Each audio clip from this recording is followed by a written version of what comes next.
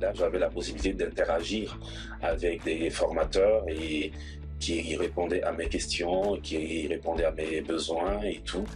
Donc pour moi, ce qui a fait en sorte que je puisse trouver finalement en Data Rockstar non pas simplement des cours vidéo, j'ai senti que j'ai progressé parce que en retour j'avais un évaluateur et qui pouvait à chaque instant me dire à ce niveau voici ce qu'il faut faire, voici à quel niveau je suis. Et donc on a vraiment ce sentiment de progression. Donc je peux dire que je suis parti de zéro et aujourd'hui je peux prétendre quand même à postuler pour des postes de data scientist. Voilà, donc c'est juste voilà et c'est juste très très bénéfique quand on est dans un tel contexte en fait. Ça, je trouve que la formation, elle est, elle balaye des sujets variés en data, mais en faisant quand même un focus sur le machine learning, le deep learning, qui sont les notions qui m'intéressent le plus en fait dans la data.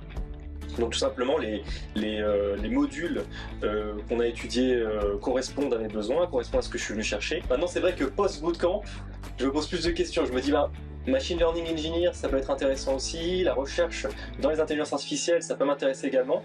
Donc je suis un peu plus... j'ai un peu ouvert mes chakras on va dire avec ce bootcamp.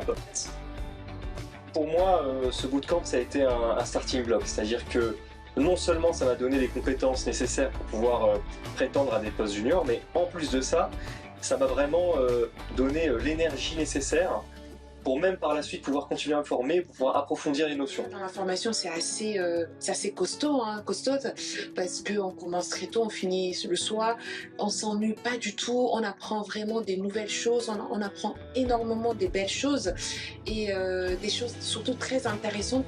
Et particulièrement, moi, c'est surtout le résumé à peu près de mon profil, ce que je veux faire en fait. Parce que je vois d'un côté les mathématiques, de l'autre côté les statistiques, et on voit quelque part aussi de l'informatique. Ça résumait à peu près ce que j'aime en fait, l'informatique, les maths et les statistiques. Mais oui, il y avait cette envie d'aller jusqu'au bout pour découvrir ce qui pour moi était au cœur de la formation, c'est-à-dire vraiment la partie IA, le deep learning, machine learning, enfin tout ce qui n'est pas juste de la programmation générale, juste des techno-cloud en général, mais vraiment la partie IA, qui est celle que je connaissais pas du tout.